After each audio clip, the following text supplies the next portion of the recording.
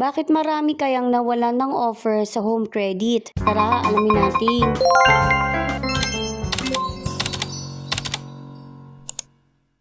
So may nag-comment sa isang video ko tungkol sa home credit. Ang sabi niya, bakit ako wala pang offer kahit tapos na akong magbayad at fully paid pa? Actually, maraming naka-experience nito lately sa home credit. So kung i-check ninyo yung home credit reklamo Facebook page, ay makikita nyo rin talaga na maraming nag-aas doon na bakit wala silang offer kahit na nag-full payment sila or wala naman silang late payment at nagbabayad on time pero wala pa ring offer. So ang sa akin, kaya alam ko na nawalan ako ng offer ay dahil nga nagka-late payment ako ng isang beses. So expected ko na yan na baka hindi nila ko offeran agad-agad kahit na may malapit na akong ma-full or ifu-full ko man ito. So ayon sa sabi-sabi at mga espekulasyon ng mga home credit users, kaya daw maraming nawalan ng offer dito sa home credit kahit na good payer pa or may good credit history dito sa home credit ay dahil nga dun sa nareklamo sila. After kasi nung nareklamo sila, which is nga dun sa unfair debt collection,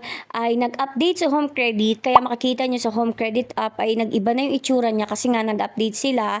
At pag-check daw ng mga home credit user ay marami ang nawalan ng offer. So again, ito ay haka-haka lamang ng mga home credit user at hindi ito napatotohanan. So, paano nga ba kayo magkaka-offer ulit? So, yung stay tuned ay ibig sabihin yan is dapat talagang kasiguraduhan kung ma-offeran kayo at kung gaano katagal kayo ma-offeran. So, kapag clinic nyo yan yung how to qualify is makikita ninyo, ito yung mga dapat nyong gawin para ma-offeran daw kayo or mapansin kayo ni home credit. So, isa-isahin natin yan. So, open your app regularly. So, dito hindi ko pa magets nung una pero ang sabi ni home credit, once daw na palagi kayong nagla-login ay nadedetect daw ng system nila na parang always kayo nag-check ng inyong mga loans at sinasabi na interested kayo, responsible at committed kayo sa inyong utang. Next naman ay keep your profile updated. So may dalawang way para ma-update yung profile ninyo.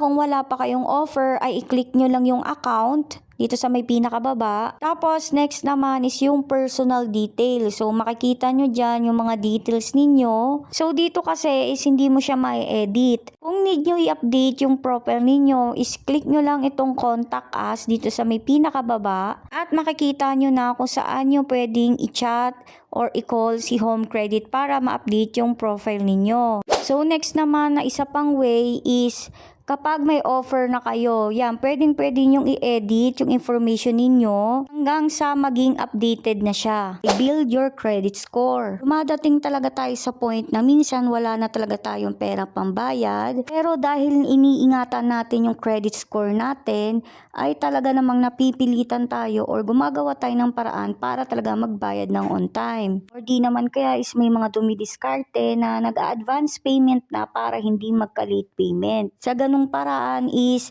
mabibuild mo talaga yung credit score mo na mataas lang siya at hindi siya bumaba. Kapag ganun ang ginagawa nyo palagi ay sure na ma-offeran talaga kayo, lalo na yung cash loan. Lastly ay dapat stay notified daw. So dapat yung notification ninyo ay lahat naka-on. So makikita nyo yan sa inyong settings. Hanapin nyo yung home credit app ninyo. Tapos ayan, makikita nyo yung notification is ito turn on nyo yan lahat para ma-update kayo sa kung ano mang notification ni home credit. Pag good payer ka man or hindi, talagang magkakaroon din talaga ng time na hindi kayo ma-offeran ni home credit. Kaya dapat ang always gawin talaga is i-check yung home credit app kung meron na kayong offer or wala pa. So, yun nga no, sana may natutunan kayo sa video na ito. Thank you for watching. Yun lang!